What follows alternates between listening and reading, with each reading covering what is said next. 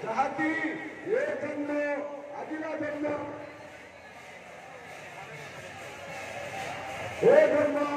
आदिना जन्म सार्थक हे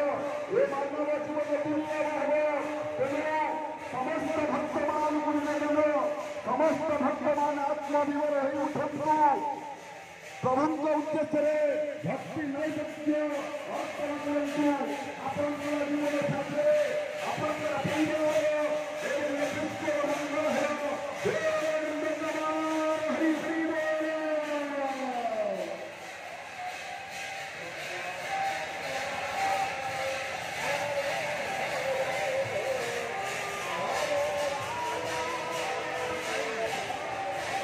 चालू श्री हरिकांड